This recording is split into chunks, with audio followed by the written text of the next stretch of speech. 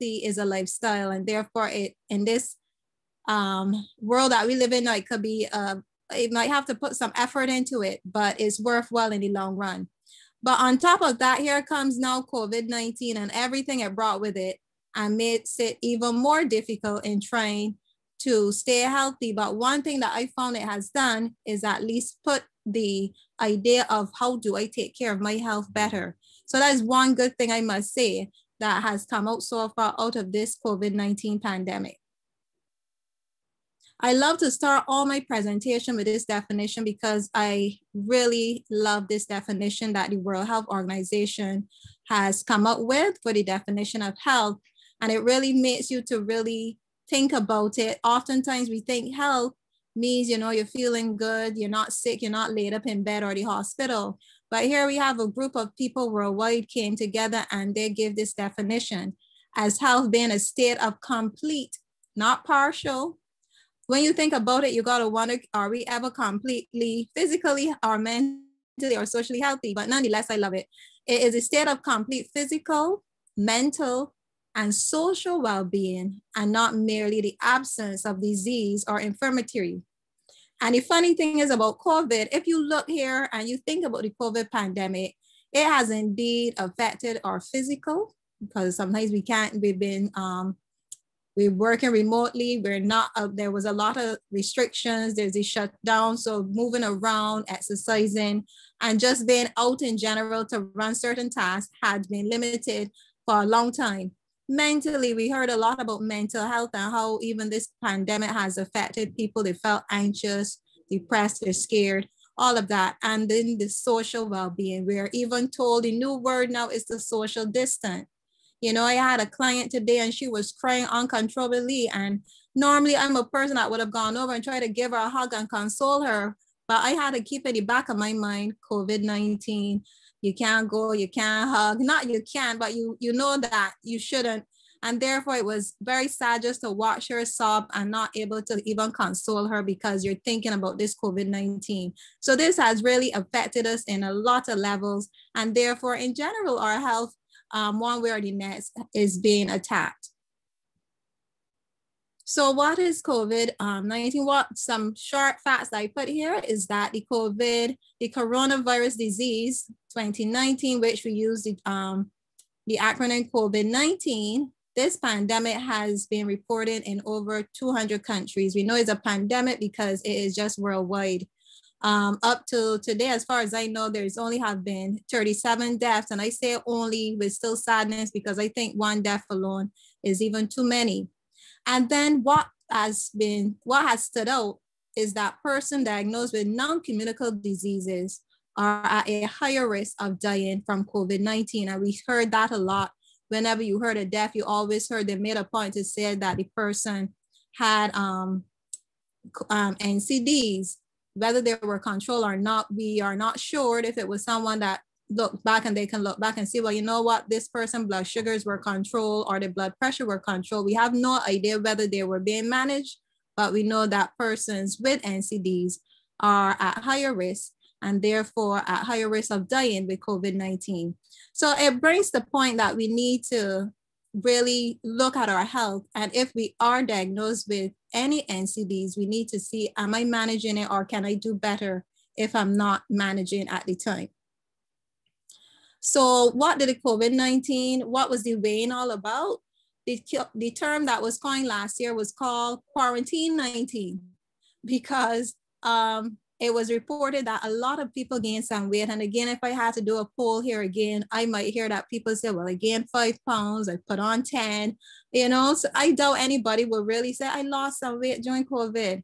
But the truth of the matter is many people did gain some weight, even in the population that I work with. When they come in for their visit, I saw significant weight gain. Some weight gain I see in people that I have never seen in years. And we are talking about people who are food insecure. They don't have a lot to eat, but yet they also still gain weight during COVID-19. So we know when we're anxious and when we're not able to move around, that one thing that is common that can easily happen is that we can gain some weight.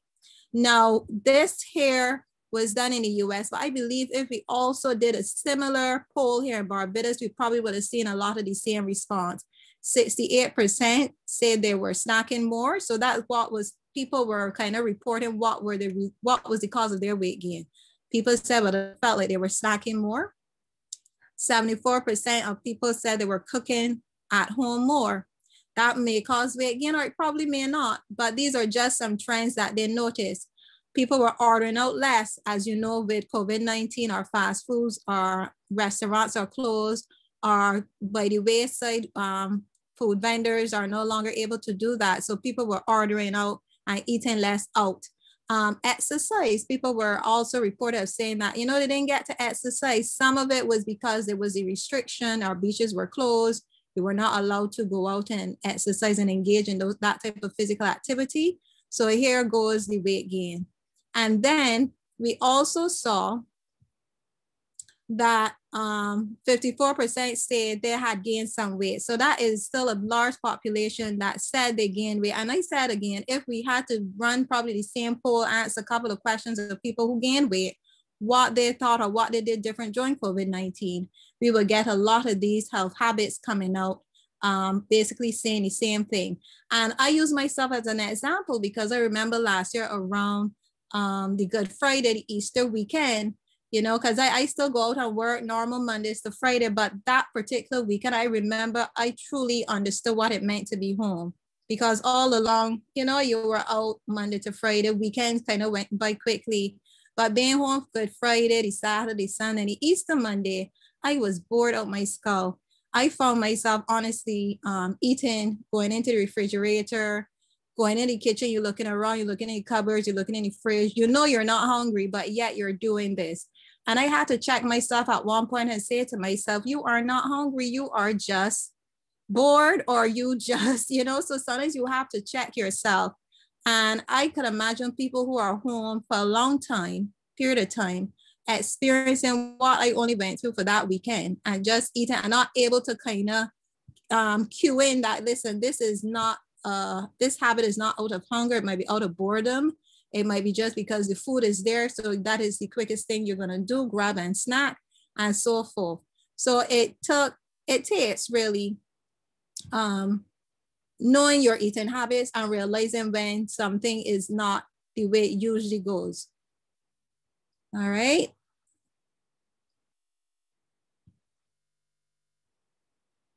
So if we're going to talk about eating right, I think it's only fair that we kind of talk about eating wrong, right?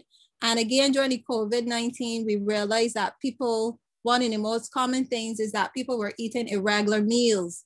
And what are irregular meals? It means there's no set time anymore to eat. Obviously, when we go out to work, we might grab breakfast in the morning. We might have lunch around the midday.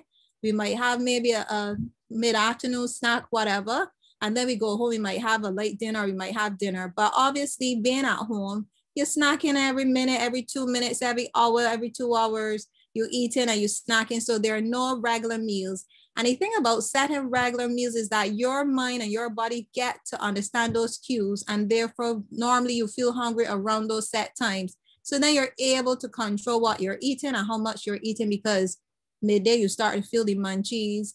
Probably 3 o'clock, you feel the munchies again. Maybe 5 or 6, you feel the munchies again, because you've kind of gotten into that rhythm. But again, with COVID-19, the irregular meals meant that you're eating because your refrigerator is there, especially for those who were working remotely.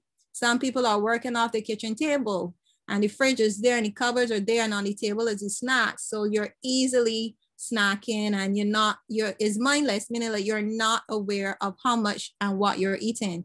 And worse yet, we're known to be filling up on those sugar sweetened beverages, those calorie dense and fatty foods, as well as the processed salty foods. I know nobody in this chat had that problem, and I also I'm a nosy person when I go shopping. I don't know if it goes with the profession, but I find myself always peering into people's shopping carts. And I remember during COVID-19, noticing what people were purchasing. Some people purchased a lot of alcohol. Some people were topping up on snacks galore. I was like, I can't believe people stood in a line this long just to fill their cart with snacks. But I noticed, honestly, that you saw people were really you know, filling up on these snacks and these sugary drinks and these sugary snacks and the potato chips and all of that. And I am not a prude. I have moments when I like that. But the point is, if you're going to eat those things consistently, you can't expect to see any good outcome from that.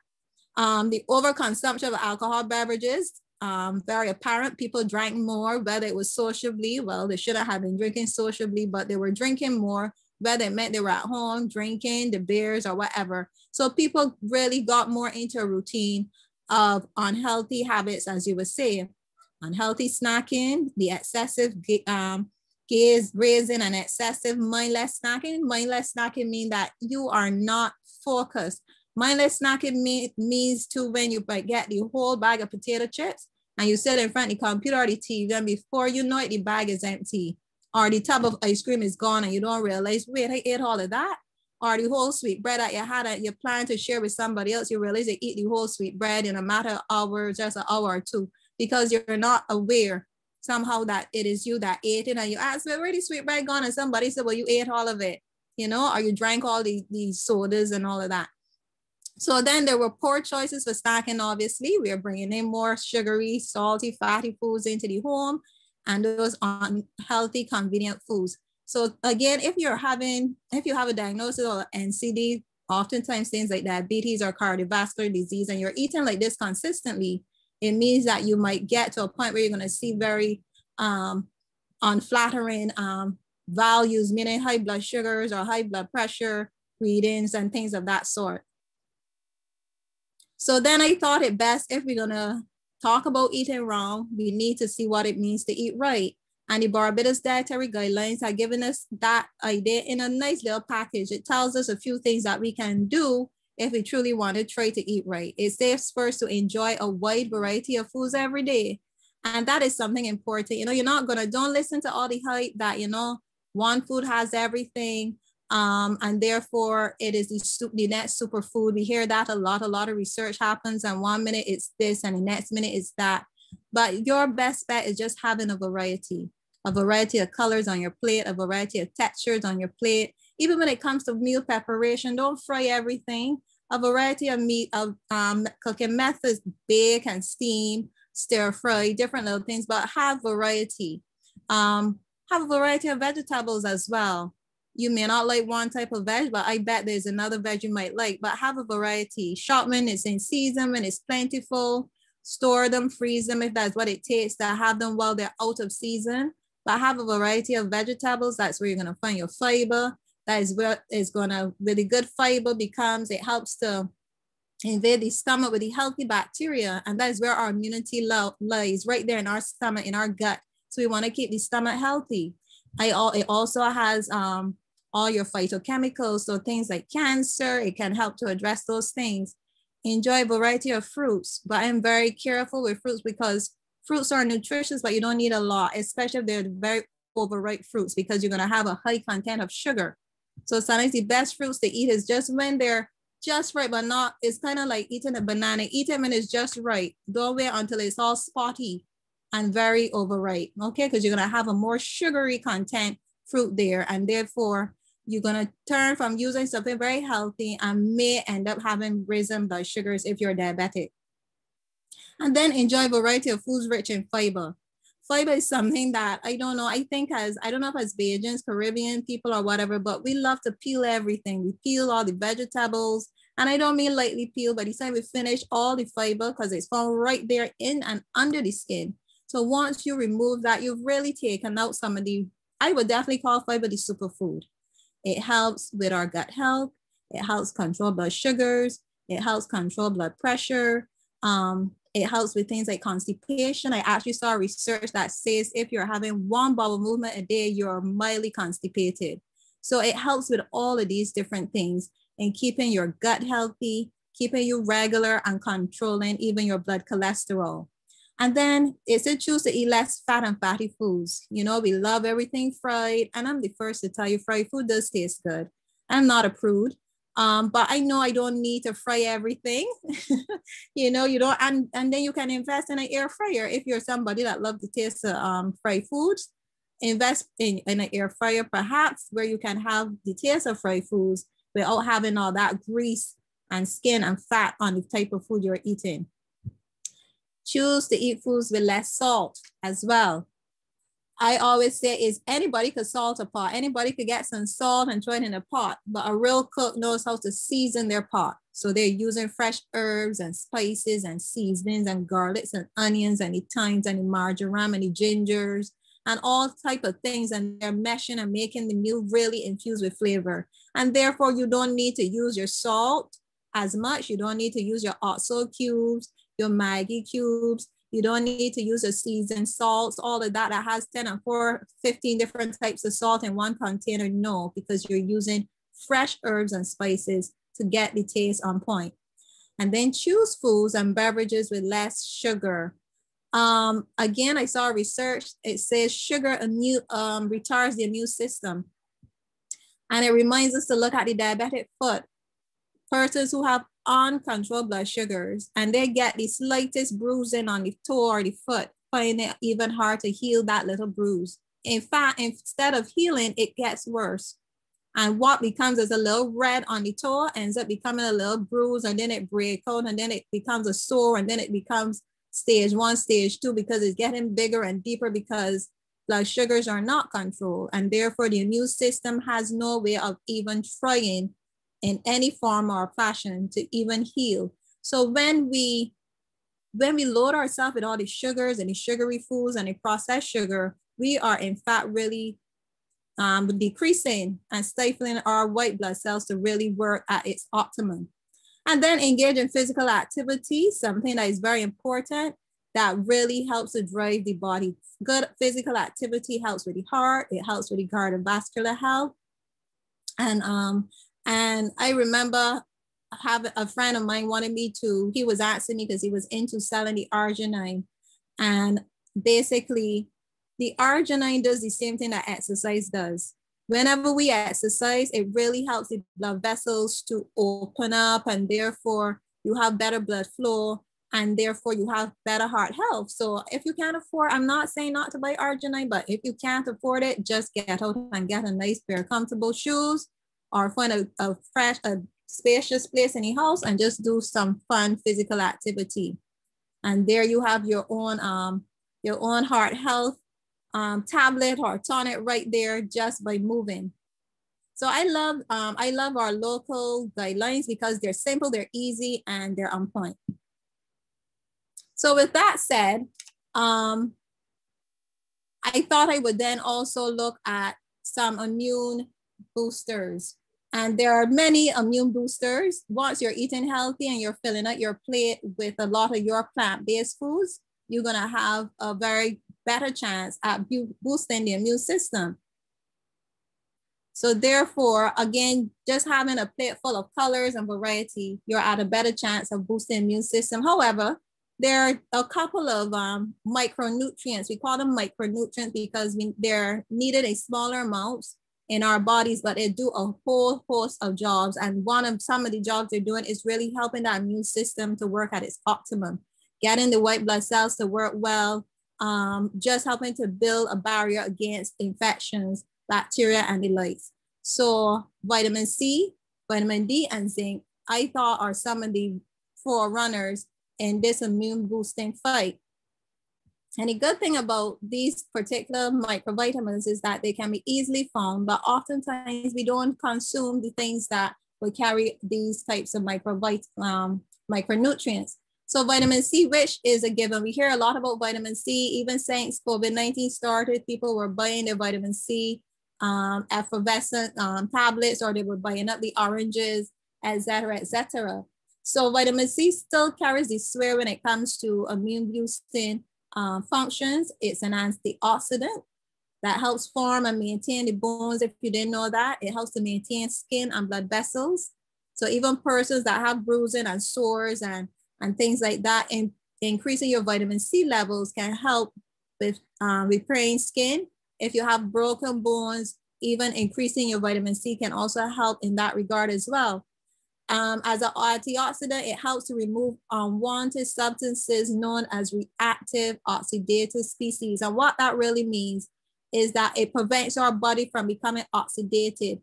because when we have that, when that starts to happen, that is a breeding ground for cancer cells to start to grow.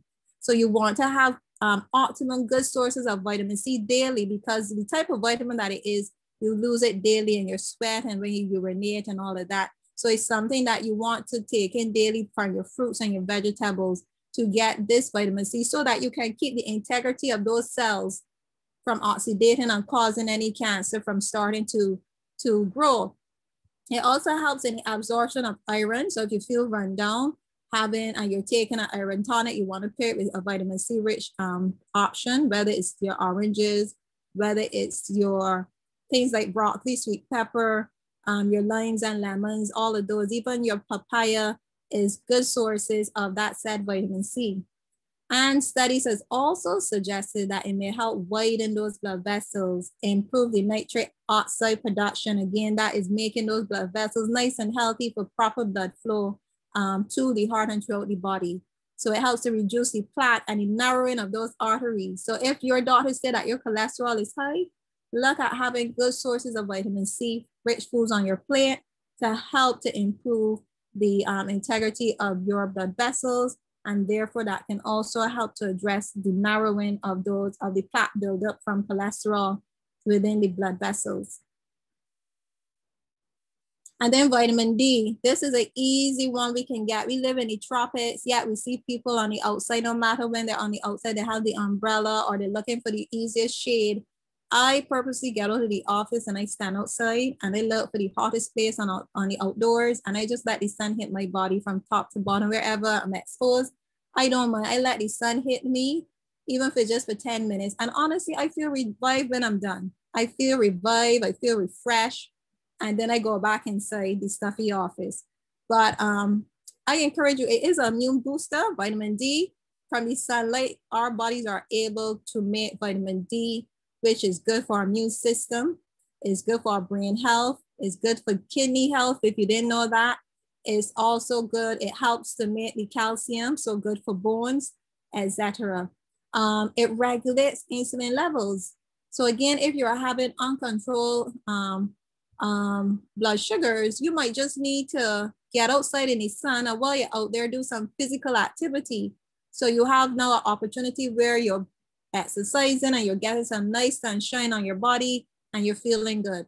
It supports the lung and cardiovascular health, and it also influences the expression of genes, again, involved in cancer development. So you see, and you don't have to buy vitamin D. You just need to stand outside, take the hat off, take the umbrella out, put away the umbrella, park the car sometimes in the back of the parking lot and take a slow walk, if you wish, to the building or back to the house or wherever you're going, and just soak up the sun rays. People pay a lot of money to do it around this time of the year, so we have it year round.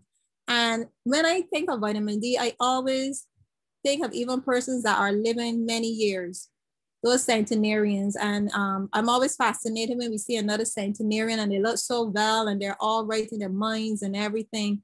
And my mind always want to go to, I wonder what they ate when they were younger. I wonder what kind of jobs they had. And I always figure, you know what, they were probably very physically active. They probably work all day in the sun. They probably had an adequate sleep, because maybe by a certain time there was no iPhones, there was no TV. So you went to bed early, so you rested better.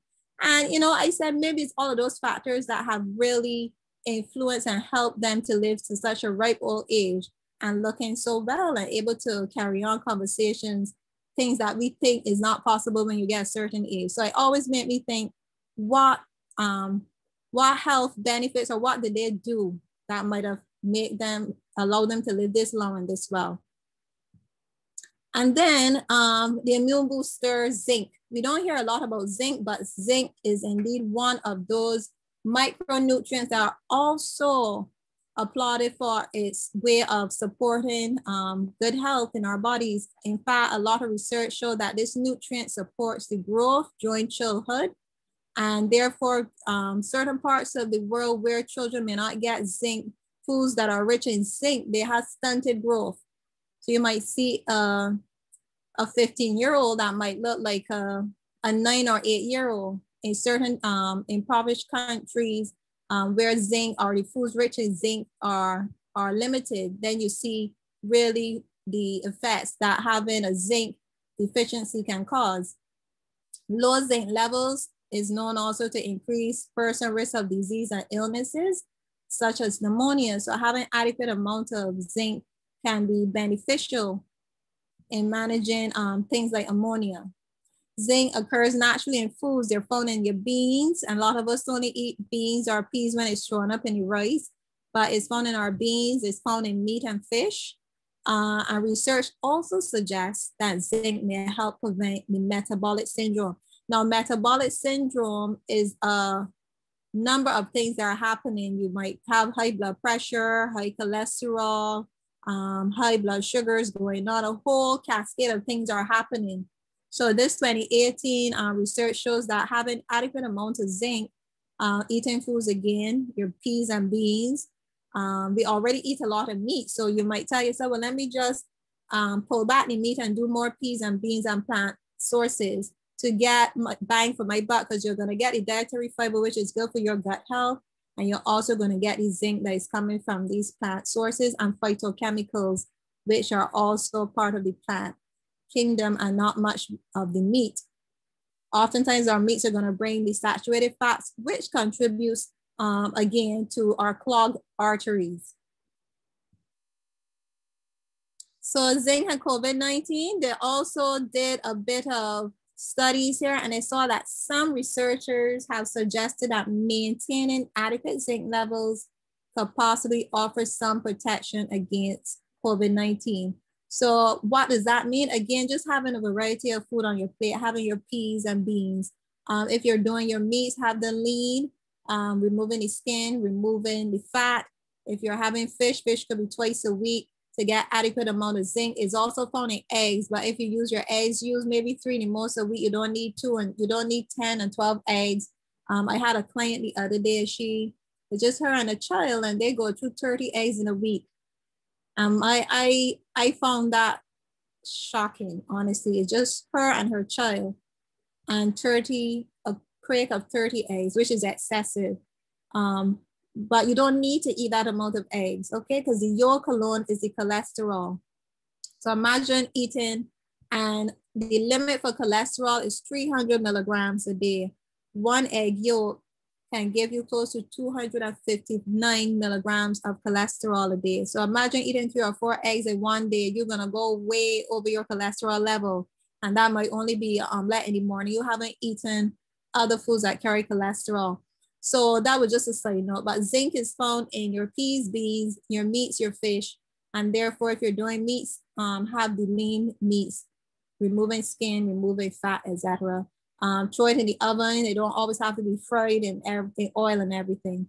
And then last year, review notes that the zinc helps boost the immune system and maintain the mucous membrane. So again, zinc is known as an immune booster. It is known to manage and prevent things, even like pneumonia, manage things like that, and a whole host of other benefits when we have foods that provide a level of zinc for us. So those were my forerunners, my front runners, so to speak. But outside of all of that, hydrating daily is one thing if we want to boost our immune system during this time. If we want to eat right, we have to stay hydrated. A lot of us are chronically dehydrated, and you might go a couple of days without any food. We might fast, but try going even 1 day without water. We are chronically dehydrated, and that is impacting our immune system and how well our bodies function. And therefore, getting adequate water throughout the day. It don't have to be loaded with sugar and all of that. It just needs to be water if you can indulge yourself. And I like to use the analogy, if you got up one morning, because some of my patients or clients, they say, but I can't drink water. You know, they like the soft drinks, they like the mixed drinks, the syrup drinks, all that type. But I always said, if you got up in the morning, you went in the shower to take a bath, and something other than water, maybe some slush came out of the shower head. Yes, it's wet, it might be wet, but it's not going to do the job. And a matter of fact, and rather than doing the job, it's going to make things worse. So choosing just to have water more often than the sweetened drinks is going to help to detox the body. It's going to help to lubricate the joints. It's going to help the nutrients be absorbed better into your system. And it kind of regulates a lot of the processes in our bodies. That's why oftentimes, most times people go to A&E, depending on what state they're in, the first thing they're going to do is put some drips on them, because they know the importance. The medical field know the importance of a body that is well dehydrated, a body that is hydrated, and how the system can work better, because a dehydrated body is putting stress on the heart as well as the kidneys. And that is something that you don't want. So I encourage people, to have more water, sip it, put in your bottle, have it next to you. Even if you're working remotely, try drinking more water than sweetened beverages, and boosting the immune system and giving the body a fighting chance, even during this COVID time, because you have an immune system that is hydrated and is able to do the job that it ought to do. And then this is my final slide, but again, it's looking, okay, I have a typo there, sorry about that. But it's looking at good health and managing your NCDs and nutrition. And what it means in a nutshell is that if we want to manage our NCDs, whether we're diagnosed with it or whether it's hereditary, and it may be a possibility that we may still be diagnosed with one in the near future or the far future, we have to look at our lifestyle, and nutrition and what we eat is part of our lifestyle. If you're going to eat consistently unhealthy for years on end, is going to result in an unhealthy outcome. If you're going to eat healthy on end for a long time, you have a better chance of result of a healthy outcome. So you have to look at those things and weigh those consequences. I'm not saying that we can't have foods that are void of nutrients now and again. You might have a cake, dessert, whatever. But if you can't expect to eat like that on a consistent basis and then be shocked that your blood sugars are not controlled, or your blood pressure, or that you have things like gout and arthritic things are getting worse, etc. Because we are essentially what we eat. And if we're going to eat unhealthily, we have a higher chance of having unhealthy results and diagnosis. So the plan is to make the best choices we can, even in the COVID-19 pandemic. Make our shopping list, because what we bring into the home is obviously what we will be consuming. So make a conscious decision that even when you're planning your shopping list, that you're looking at bringing nutritious foods into your home. More often than not, you're stocking up, you're having your fruits, you're having your vegetables, you're having your peas and beans on your list. You're buying your fresh herbs and seasonings and spices for flavoring your foods. You're having things like your onions and your garlic, your turmeric, those type of vegetables that are very important and helpful, again, in boosting the immune system. You're doing your whole grains rather than your refined food. So you're doing more of your whole wheat, 100% whole wheat breads and flours or pasta or rice, rather than just the white. So as I tell people, we don't like nothing brown. We like everything white, because people say, oh, I can't eat brown rice. I can't use brown whole wheat flour. I don't like brown bread or whole wheat bread, but the fact is that refined in food, refined in nature, somebody said, well, that person is very refined. That is considered a good thing. But when it comes to food, it's really a negative thing. Food that are refined are often void of its nutrients, and therefore is not always the best choice for our health. So again, I would encourage us to make healthy food choices by shopping healthily, by planning to make the choices that can improve our health. And you will know what those choices are. If it is that you're not getting enough of the vegetables, remember we saw our guidelines recommended vegetables, variety of those, and fruits and dietary fiber. Bowel movements, one bowel movement a day is considered mild constipation. So don't give yourself a pat on the back when you say, oh, I go once a day. You go once a day, but you eat 4 and 5 times a day. So what's happening? You're having backed up, you're having things on the colon. Food that stays long on the colon is causing more toxins to build up. And I always say, what happens when we take too long to take out the garbage? It festers all kinds of form of disease, and it makes a whole mess. And that is what's happening when we are eating foods and we're not able to take the garbage out rather as we ought to. So with that said, this is my last slide. And I want to say thank you for allowing me to share this presentation with you this evening. I hope it would provoke some questions and encourage you perhaps to, if you're not already making some healthy considerations, that you would do that at least going forward. So again, thank you for having me. And again, I wish you all the best of good health during this time and beyond. So I'm going to stop sharing now.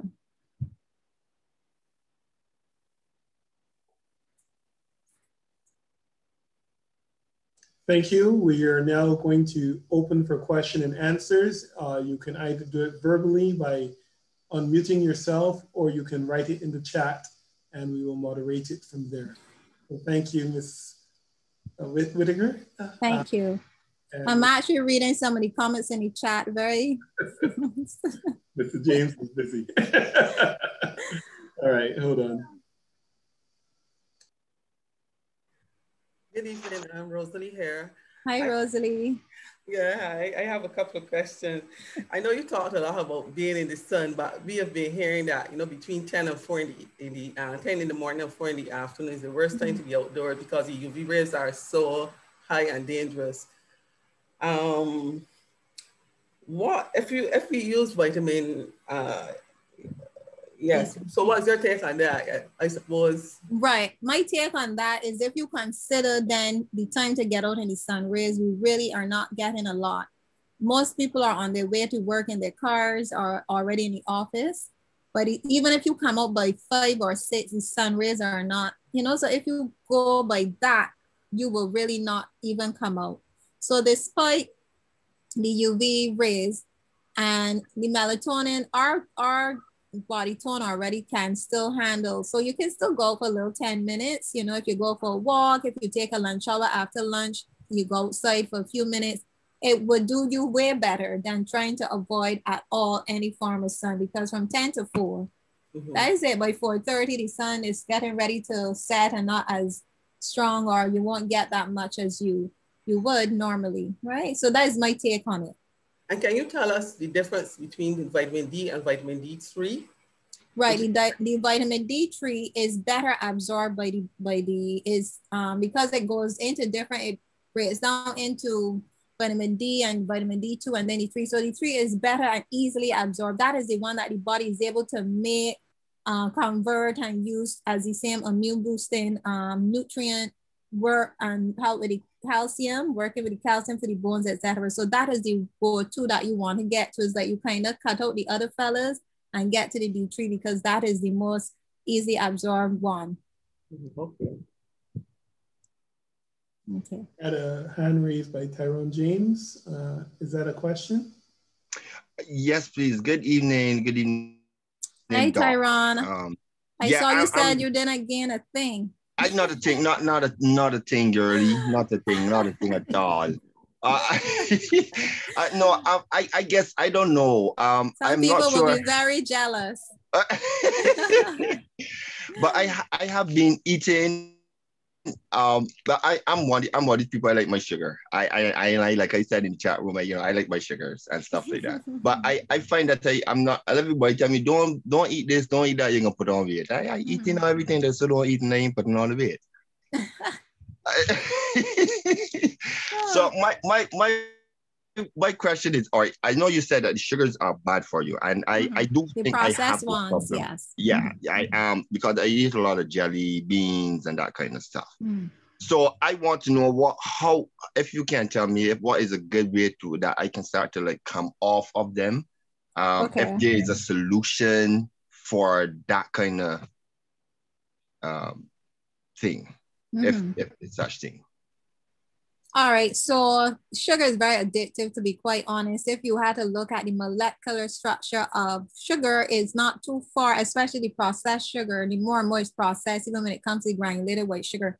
If you look more and more at the molecular, the chemistry structure of sugar, it's not too far from cocaine. I know that's so excessive, but it's true, and it's a very addictive.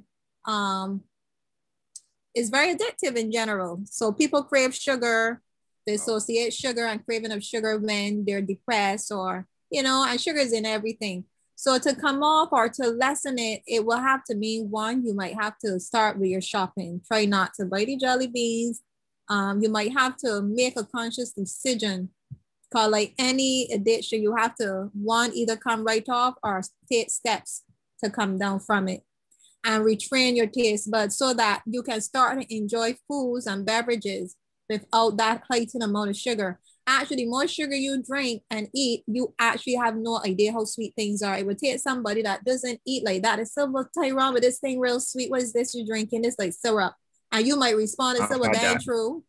Huh? I've had that. I have had that. I've had that, right. You might say, well, that ain't true, but this don't want some sugar. So you will get to a point that you will not even understand the intense amount of sugar that you're filling upon.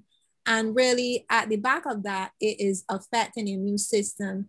It's working the pancreas, which releases the insulin to control those sugar spikes in the body. It'll be working that poor organ to death and causing a lot of other problems. Again, if you go back at diabetes, you know, uncontrolled diabetes brings a lot of complication. People go blind. People lose kidney functions from it. It also affects the heart. People can have heart conditions with uncontrolled diabetes. Nerve, it messes up the nervous system. So you get where a point where you can't even feel when you get stuck, a jerk, as we were saying, Bajan Paranan, you get jerked with a nail and you have no idea until somebody showed you that a nail was in your shoe or in your foot for the last week or two. So we see the amount of damage that when we take in and consume this amount of sugar, what is happening to our bodies. Unfortunately, a lot of our foods are processed with tons of sugar. Do you even know that even the foods that are manufactured and distributed or imported, do you know that they put in more sugar because they believe we want more sugar for some reason? They believe Black people use more sugar or we need more flavors. So the Coca-Cola is sweeter.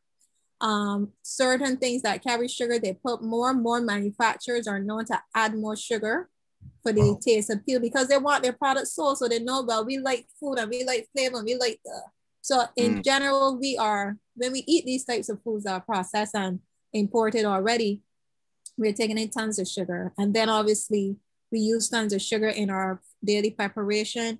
The limit for sugar is 10 teaspoons. For adults, it's 10 teaspoons a day. Yeah. Some Coca-Cola and 10 teaspoons a day. 1 gram of sugar is 4 grams of sugar is 1 teaspoon. Coca-Cola, 16-ounce Coca-Cola carry 32 grams of sugar. Divide that by 4, and you will know how much alone in 1 bottle of Coca-Cola. No, not 32, 56, stand corrected. 56, it carried 56 grams of sugar. So divide that by 4. So 1 bottle of Coca-Cola alone has all that sugar. Some people drink 2 and 3 Coca-Colas a day. They're drinking the Coca-Cola, they're eating something full of sugar, and they're eating sugar throughout the whole day, right? So we have a crisis, but like any addiction, it takes some planning, some, you know, some people could come off of it and some people need to set off of it. So you will have to decide which category you fall into, but whatever category you fall into, just dilute, if it means diluting your sweetened drinks, buying less sugary things, bringing into your house. If you normally buy 2 pounds of sugar, buy 1 pound of sugar, those type of things. I tell you, somebody only buying a pound of sugar once a month. So when it done run out, you wait until the month over and get more sugar. And then you decide you're buying half a pound, you give somebody half of the pound of sugar, you know, different little things. Yeah. So I hope that helps, Tyrone. Okay. Thank you very much. I appreciate it. You're welcome. All right. Other questions. Stacia, I don't know if you can get invite back because Rogers is drinking 4 Cokes a day. So just let you know. Oh my God. Let me defend myself, please. No, you don't. I don't drink Coke, so I'm not in his boat. May I ask a question? No, we sure. have first iPhone had their hand up for a while. Yes, I saw Okay, iPhone. sorry. Yes, sorry. Go ahead, iPhone. Then we have Donna Powell in the chat, and then we're going to come to you. Okay. So iPhone, unmute yourself and go ahead. Hi. Hi. This is iPhone. My name is Danielle. Hi, Danielle. I really enjoyed the talk. A lot of great information. One of the things so my mother is dealing with cholesterol, high cholesterol right now. And one of the things you said that I found interesting that I'd like you to touch on again was just the role of vitamin C in as a preventative measure for dealing with high cholesterol. But then also one of the things that I find interesting is in her response or her caution to me is that, you know, it runs in the family. And I think that's one of the most dangerous things that we have in our culture, where we say diabetes runs in the family, sugar runs in the family, high cholesterol. But I always think that we may be predisposed, but then it's our lifestyle that kind of triggers something. You're so I kind right. of wanted, I kind of wanted to speak about how do you prevent if you have a predisposition, a family predisposition, but also what can she do just to deal with it in a natural way, because she's reluctant to take medication because of the side effects. Because of that side effects, right. Well, to answer the last question first, which you basically answer it, genetics loads the gun, lifestyle pulls the trigger. So yes, you might be predisposed. And remember, you're only predisposed because somebody in your family, probably years and years ago, did not eat the best way. And therefore, because they did a lot of research and saw that that is how a lot of these things come about somebody. So how you're eating today will affect your generations to come. So the foods you eat, the things you come down with will affect. So even when I talk to parents with young children, if I talk to a diabetic mother, I try to tell them, listen, the way you're eating today is going to affect your child. So making the changes can help prevent this child from even becoming diabetic, despite you are and your mother is and this body, next body is. So genes load the guns, lifestyle pull the trigger. We cannot change our genetics, but we can indeed change our lifestyle. So that is where it starts, changing our lifestyle, making a conscious decision to make healthier food choices. You can't do it all at once, but at least make an effort and see where the most effort needs to be put. So that answered that one. The one about the vitamin C, yes, cholesterol, we make cholesterol naturally. It's a hormone, the liver makes it. When our cholesterol goes up, when the doctor said that your LDLs and your total cholesterol is high, that is going to be referred to what is called dietary cholesterol, meaning now you might have been eating a certain way that will cause this cholesterol to go high, to get high. In most cases, that is what's happening. So you have to look and see what foods perhaps the person can reduce and what physical activity that they can do, because that also helps to lower cholesterol levels. So one thing to note is that cholesterol is only found in animal foods, because only animals have a liver, right? Plants don't have a liver. So I had a patient had some serious cholesterol issues. And you know, when we did the assessment, he was eating cow liver. Somebody was giving him all this. They had cows and they would kill the cows. And the best thing they could find to give him was the cow liver. So he would have lots of cow liver in the fridge. And that is what he ate on a consistent basis. He would make cow liver. He would make cutters, eat it with bread. He would cook it up in the rice, cook it up in whatever he could find. And so on his way, he was a single man. So he would make a lot, and he said it would last him a couple of days on end. So he would eat tons of that. And the cholesterol is concentrated in the liver of any animal. So if you eat animal foods, or if you eat the liver of the animal, you are taking in a lot of cholesterol into the system. So the first thing you might need to do is reduce your animal products and the eggs, the yolks, like I talked about. The yolk, if you're prone or have high cholesterol, you will want to probably use your egg whites rather than the egg yolks. The vitamin C, because the vitamin C rich foods are often paired with dietary fiber. The dietary fiber, I always like to paint the picture. Years ago, I was told that how like the sanitation men would come with some brooms and would sweep the gutters, keep the gutters nice and clean. So imagine dietary fiber does the same thing. It keeps our vessels nice and clean. So when we eat foods rich in dietary fiber, so our vitamin C rich foods are often fruits and vegetables. The vitamin C, yes, boosts the immune system. The fiber that we can take in with that particular fruit or vegetable will also help to go in there and keep those vessels healthy, take that cholesterol out to the bloodstream and return it to the liver where it needs to be, because it can't be staying in the bloodstream. Once it stays in the bloodstream, it clogs the bloodstream, causing high cholesterol, arteriosclerosis, which can lead to heart attacks and strokes. So what I would say, iPhone, for your money, depends on where she at. If she has a very, if it's very high, she might unfortunately have to start with the medication just to get it down a bit. And then she could start to look at eating more plant-based foods, getting her dietary fiber, rich foods, which are from peas and beans, which are from our fruits and vegetables, her nuts and seeds. And if she can still get up and exercise on a daily basis, even if it's just 10 minutes, then she can do some of those things that also help to see a reduction. We've heard about things like oats or whole grains, such as the oats, the chia seeds, your brown rice. All of those things help to lower cholesterol levels in the body. Not using butter and fried and baked goods, those can help as well. That can help to reduce the cholesterol in the blood. But remember, if it's very high, she might just need to take the meds for now. And then hopefully you have a doctor that is willing to taper her off once she see that the values are coming down. Or you might discuss and say, listen, mom is doing a lot of different interventions. Can we consider even reducing the amount of statins for a while, and let's see how she can manage, you know? Right. Yeah, and despite she say you're predisposed, you too just look at your lifestyle. And you don't have to. Oh, so great, great. So but she also has taken out most meat, which is why I find interesting. Then, you know, you make the point about more plant-based, because she very rarely eats meat. So what I think the suggestion about the exercise is probably the key one. Because she doesn't exercise. Try the exercise. Yes, you're most welcome. Feel free to message me privately to talk more if you wish. I will. Thank you. Okay, thank you.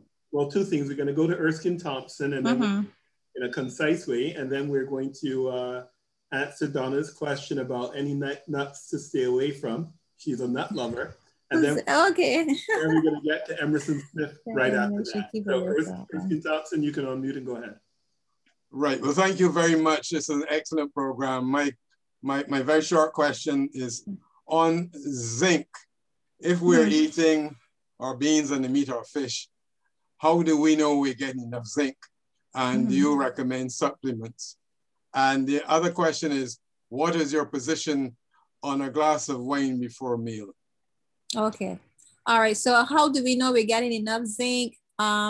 Zinc is, I think it's 10 milligrams. Most of your 10 milligrams, I'm sorry. But you will know if you're not. Most times zinc is needed. If you find you're getting colds and flus pretty regularly, you might need to look at your whole diet structure. And zinc, again, could just be one of those micronutrients that you can put in there. If you find that your cuts and bruises are taking long to heal, hair is falling out faster than, we lose hair every day, but you know, things like that are signs that that maybe we got to look at our nutrient content and see perhaps if something might not be up to par. So we look and see, are we having a variety for sure to kind of tell. But zinc is excellent. Again, I recommend it like persons who have cuts or burns and things like that as a fast way of healing and getting immune system up and running and healing those things. Supplements, if you are, again, thinking or believe that you're having a variety of foods, you may not need a supplement. However, as we get older, the way of absorbing, sometimes we don't absorb as good. And you can supplement if you wish, you know. But oftentimes deficiencies are demonstrated in sometimes the body feel a bit run down. We might find our skin, our hair, even our energy level may not be like it used to be. And it might be just a matter of maybe supplemented with an iron or zinc supplement or even our vitamin C, depending on what's going on, right? So I hope that helps to answer it in a nutshell. That was the only question from you, Emerson. Sorry, your mic, turn your mic on. Yeah. Hello, good evening. The other one was your position with wine before a meal. Oh yes, wine before a meal. Okay. For the wine, your red wine industry made a point and did a lot of research and talk about the resveratrol found in the grape, right? So from that aspect is not a problem. You can always get that same phytochemicals from your fresh grapes and other red and purple fruits. But if you're using it in the source of wine, for men, I think men is 2 glasses a day and women is 1. And that is alcohol in general. If you have to do alcohol, I don't advocate to drink alcohol, but if you are drinking alcoholic beverages, the city limit is 2 a day for men, 1 for women. So with wine before food it will be your choice. All right, thank you, Sarah. We're gonna then move on to Erskine Smith. Erskine, are you ready? Yes, sir. Okay. Oh, that was Edna, sorry. Emerson, it's Emerson. Emerson, hi Emerson. Yeah, good evening, a really good program. Thanks for your information. You. Tell me something. I want to go back to sugar. Mm-hmm.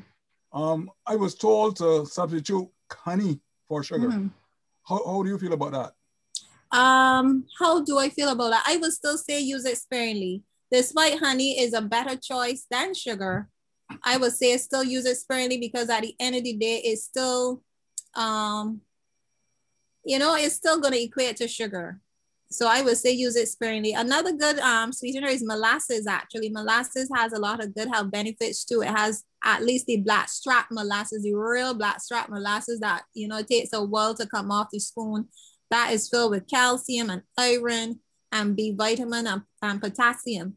Again, you can use that sparingly, but try not to get stuck in the rut of having to sweeten everything you eat, It could be now and again here and there, but don't be like, oh, I can't eat or drink this unless it has sugar. Right? Retrain your taste buds. Retrain your taste buds that you can enjoy your food in way, without the processed sugar added to it. Okay. Okay, Emerson. Yeah. You're welcome. Bye-bye. What about nuts? What should Donna? Right, so nuts for Donna. Donna, once you don't have a nut allergy, I would still find all you need is a handful of nuts a day. So your hand, as much as we're holding to your hand, that's what you need. Why? Because they're potent in fats, despite its healthy fats, the polyunsaturated fatty acids, which are healthier fats, but you still don't need a lot. It's just like, I like to use the squeezy analogy. Squeezy soap liquid, the old time one that you get a little bit, and that will go a long way. We'll wash all the dishes. So it's kind of like the fats, you don't need a lot of fat, and you get a good abundance of fat in nuts, and therefore you just need a handful a day is enough to go.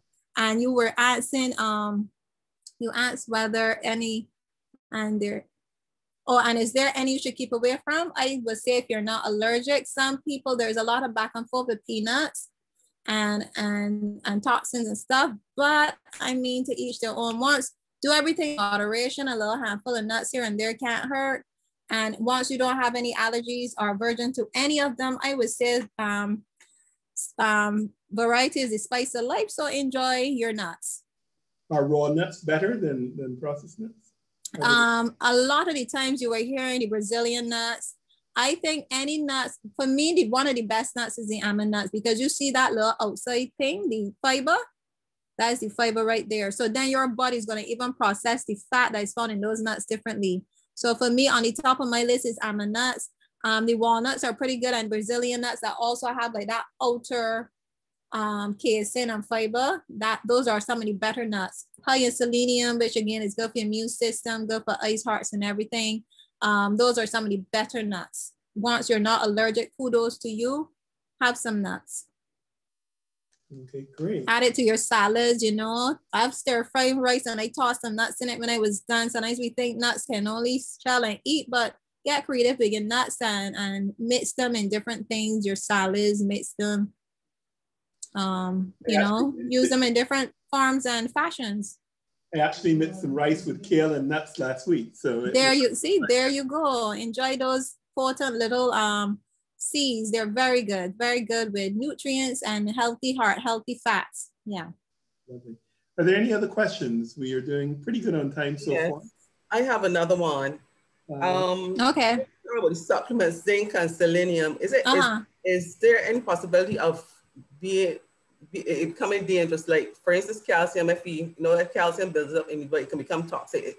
Is that such a thing with the zinc and selenium? Well, those are the zinc, especially selenium, is more of a trace mineral, so you don't need a lot of it. So it would be, and it's found in small amounts in nature. So even taking it, it's hard to get a toxicity. You will have to be, that's why I'm very cautious when I tell people about supplements, because I always say make sure that you're deficient first thing. And oftentimes we don't know if we're deficient. And what we oftentimes buy in our supplement bottles is expensive urine, because the kidneys are going to make sure you pee out everything you don't need. So that is one good thing about the kidneys, and why it's good to have healthy working kidneys, because it helps to prevent that toxicity from building up. So you find the pee is rich yellow, bright colors coming out, and you say, oh, because I taking this and that. Yeah, you're taking it, but the body's getting rid of it because you have way too much. So for some supplements like the selenium, it's not easy to get a toxicity buildup. The ones that can easily be, that you can really build a toxicity against, is your fat soluble vitamins, because they are absorbed and therefore they can build up. So your vitamin A, your E, your K, and your vitamin D, if you're doing supplements with a vitamin D, those can build up, especially your vitamin A, which can cause a lot of high toxicity thing, like the skin gets really rough. Sometimes people think, oh, you know, sometimes the skin becomes very, very, very prickly and rough with vitamin A, taking too much vitamin A. Things like that can also affect the liver. But for most part, the kidneys, once it's working good, will make sure that it pees it out. And I think a lot of these people that make supplements, sometimes you read it, you see 300%, 5,000%. You don't need those. You will have to be very, very ill, where you're not absorbing, where those kind of numbers are going to probably not affect you. But once you're eating a variety of foods, but in supplements, you know, when you look at the back, you will see vitamin A at 2,000%, or vitamin this or vitamin that at 500%. Those are extremes, you know, and again, they look good because people would think, oh, this is good. But oftentimes the kidneys are going to be working itself to death to make sure it gets these things out, because it's trying not to get you to be overloaded, right? So I hope that helps. Yeah, I have a question on sugar, going back to sugar. You know, our brown sugar, our Bajan sugar is straight from the source. We could say it's plant-based, isn't it? Say that again. Our Bajan sugar. Is that, would that be considered plant-based?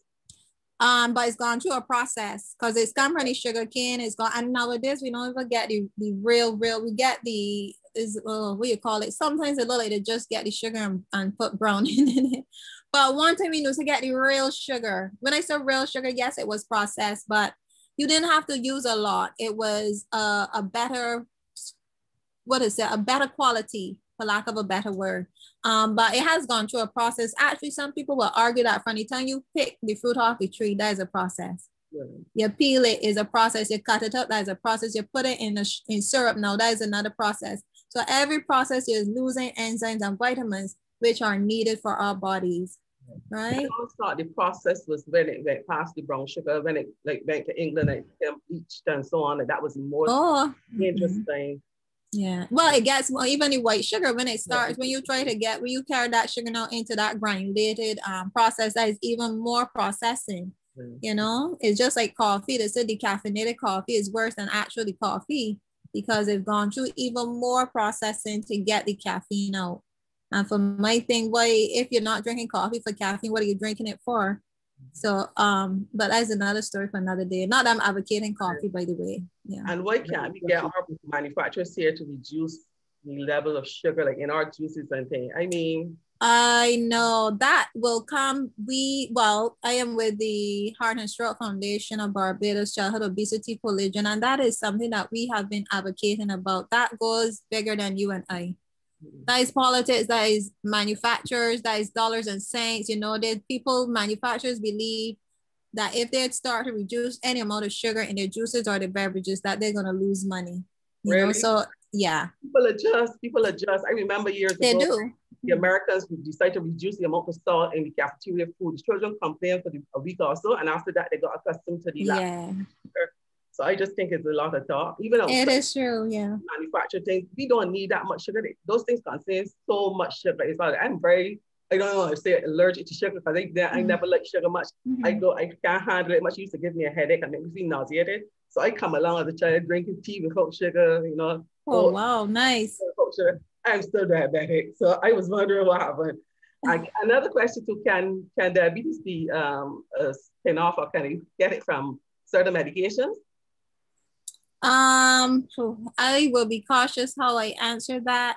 Most research might not say, normally it says after the age of 40, oftentimes people may become diabetic if it's hereditary, if you're overweight, excuse me, that can also bring on diabetes. But you know, some medications, I would say, I would talk about that in a different forum, just to be careful, yeah? But remember that sugar, and again, that will be another conversation, besides the processed sugar, our bodies breaks down a lot of our carbohydrates into glucose. So if we're eating a lot of carbs, starchy foods, that too is broken down into sugar. And therefore, our body metabolizes and uses it as sugar. So we often know when our bodies can't do that anymore, when we start to see that fat accumulating around the belly. You know, we often talk about the men and the rum bellies, but alcohol has sugar, alcohol has calories. So when people drink a lot of alcohol and they talk about the rum belly or the beer belly, it's oftentimes meaning the pancreas is not able to process that sugar anymore. So it becomes stored around the middle section. Most doctors can tell you they know a diabetic from a distance because they see the arms and limbs look fine, but then that fat now is accumulating right in the middle of in the body. And that is always a sure sign. So sometimes it goes beyond the processed sugar, but it could be, again, our whole dietary lifestyle. Are we eating way too much starchy carbohydrate foods and not moving enough? All right, so we have two more questions. And okay. Dr. Rogers is going to ask the question. Sure. Hi, good evening, Ms. Whittaker. Thank you very much for your very informative presentation. Just one quick question about the nuts thing. You know, we have a way when we bake our nuts to take off the outer shell, the outer skin. Is that a good thing? The outer skin for most of our nuts there actually has a bit of fiber in there, you know? Okay. And some people will even argue that the baked nuts is not always good either. It's best to eat the nuts in their raw state because you have more of the nutrients and the enzymes in there. I'll tell you a quick story. I remember my first visit to Guyana and going to their market a Sunday. And what I saw hanging up, which was a culture shock to me, was every dead animal you could find dead shit with the blood running out of it. The chicken, everything was full of blood, and I was horrified. Welcome to Starbuck Market. I was horrified, but then I started to realize this is the best way to have it. You go into the market, you buy your fresh meats, you take it home, you prepare it, and you have a more nutritious product than when you buy it. Maybe you go in the supermarket, you don't know how long it was there. You take it home, you freeze it for 3 more weeks, you take it down, and salt it for 2 hours, then you cook it for about 5 hours. And you eat what you think is something nutritious, and it's really void of all nutrients. So sometimes cooking is fine, but sometimes cooking can actually displace and destroy the nutrients. So I say all that to say that a raw nut with its skin right on the outside is far better than a baked nut. Okay. Well, you just led me into my substantive question. I wanted to ask about fruits because you said we should eat fruits and so on. But I would like to know the vitamin content and the nutrition content of imported food versus local food. Because I was overseas a few years ago and I just happened to be watching a documentary and realized that it just dawned on me when I was watching the documentary that they can't grow fruit all year round. And so I learned that the fruit are preserved in liquid nitrogen through cryogenics. The apples and so on that we get down here. Yeah. They just have a short growing season and then they preserve them in nitrogen and then send them down to us. And I know that nitrogen is supposed to be neutral, but they said it can cause some problems, especially burns and so on. So I just wondered if a study had ever been done about the nutritional value of local fruit versus the imported stuff. Well, I could tell you off the bat, using and eating our local fruits are far better. they would have obviously retained the nutrition process, because again, it would just be a matter of picking and eating rather than, like you mentioned. When I lived overseas, I worked with a company. Part of my job was to research, because they were starting a health section in this public supermarket. They were doing a green waste, and I was responsible for researching all the products that they was going to put into their green waste section of the supermarket. And that was an eye-opener. In my research, I found out that strawberries, we know strawberries tends to go off pretty quickly. And what they were looking at doing, a lot of the farmers with this thing and the food scientists, they were going to pair a fish that lives in the cold part of the ocean. They was going to pair it with the strawberries, because they were saying the strawberries will be able to hold up better in the colder seasons and beyond, when they do this kind of GMO cross. Yeah, this genetic. So I say all that to say that, you know, we have been so far removed from our food, and that, you know, the further we are removed, the chances are that we will not be getting the quality that we deserve, no matter where it's coming from. Unfortunately, we don't have standards like the US when it comes to importing food, grade A and grade this and that. They have a list of standards. We can't send anything to them. They will not receive it. But somehow we take, once the food safety aspect as it relates to bacteria and stuff is not a part of it, we will receive it, but we don't look at the molecular and the nutritional aspect of it. We'll take anything.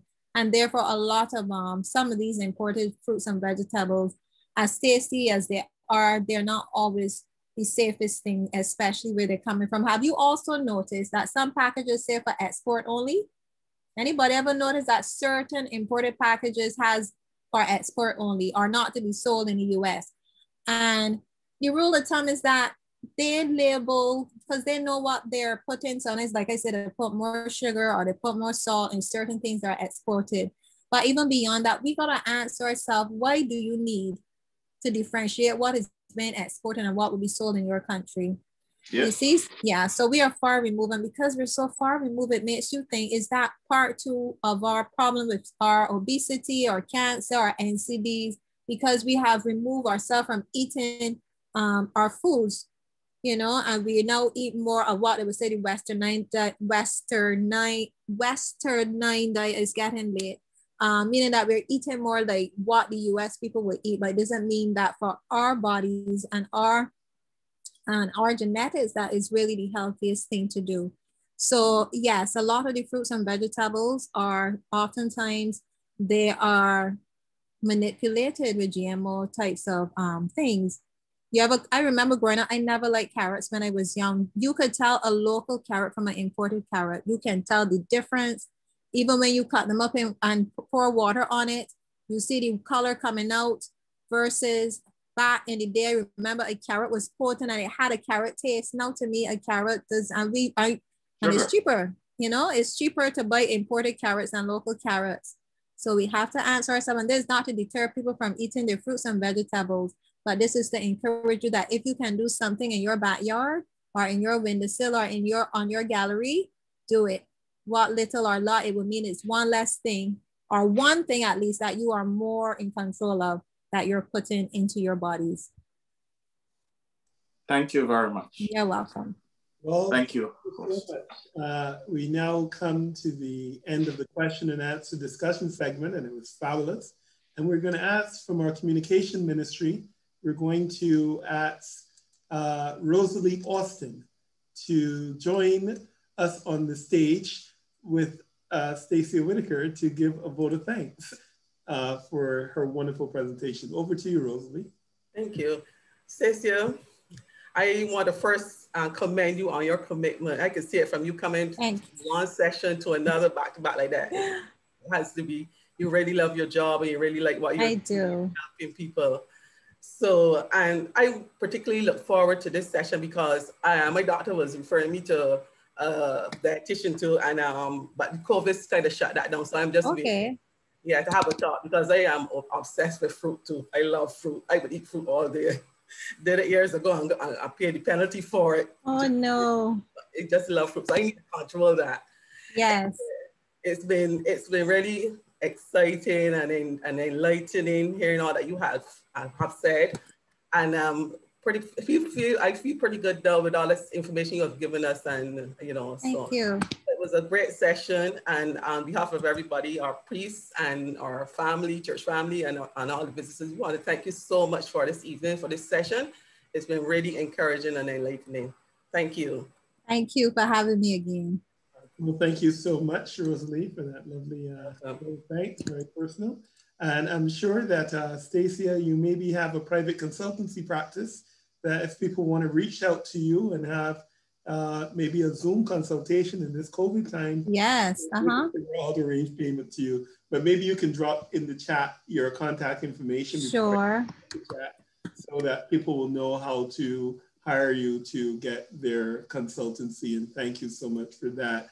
Handing back over now to Lisa Jessamy Maynard for the closing remarks. Lisa, over to you.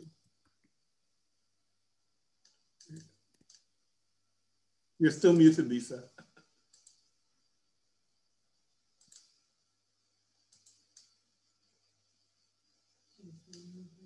Okay, you have to unmute, Lisa.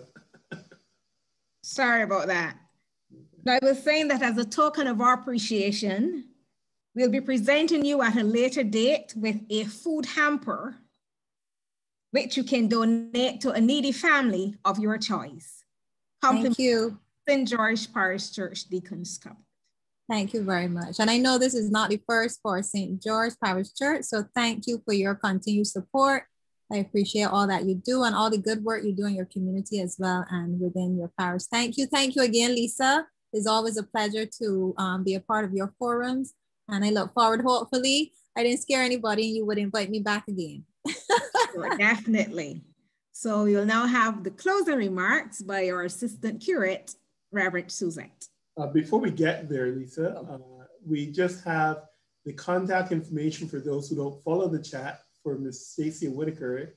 It's 831-3379. You can WhatsApp her at that number, 831-3379. Or her email is Stacia Whittaker, STACIAWHITTAKER @yahoo.com. Stacia Whittaker, one word, @yahoo.com. So thank you so much. And now over to Reverend Susan, if I can find her. Good evening, everybody. I too would like to add my gratitude to Ms. Whittaker for her very enlightening and encouraging presentation. I'm not sure what other remarks I should be making at this time, but I would like to close with a prayer. Let us pray. Father God, we thank you for this time spent learning so much more about the bodies that you have created. We thank you for making us so wonderful, and we thank you for the opportunity to learn how to maintain this temple that you have given us charge over. We thank you for our presenter, and we pray, oh God, that as we go away from this seminar, that something will stick with us, and we will make greater efforts health-wise. We ask you, Lord, now to continue to cover us as we go our separate ways. And if it be your will, that we may rise to see a new day with new vigor and new thoughts about going forward in a more healthy way. These things we pray with thanksgiving for Christ's sake. Amen. Thank you so much, Reverend Suzette. And Amen. if you want to share what next week's topic is. Yes. So next week, we expect to see all of you again, and you can tell your friends and family to join in next week. Our presenter would be Miss Melanie Bug, a registered occupational therapist, and she will speak on the principles of joint protection, joint care, and mobility. And I definitely have to be here. So I look forward to seeing you all next Wednesday at 6 o'clock. Don't forget, at 6 o'clock, where we'll hear the talk on joint care and mobility. So thank you so much again for joining us. And we really appreciate this evening session. Good evening. Thank you very much. Thank you. Good evening. Good evening. Good evening, all. Remember to get the contact information from Ms. Whittaker from Good evening, all. if you haven't. Okay, good night. Bye. Bye, Lisa. Okay, okay.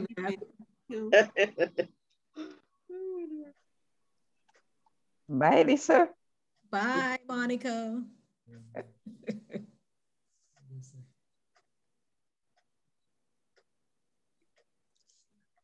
Tony, you can still have a glass of wine. Come on, Mr. Tops. Take it easy. Only 2, remember? Oh, Tony. Hi, Ina. Hello, hi. You doing well? Yes, I'm doing well. Great, wonderful. Good to see you. Doing? I'm doing well too, thanks. Oh, good. Yes. Okay. Okay, well, have a good evening. Nice seeing you. Yes, same here. Okay, good. Bye-bye. Bye. Bye.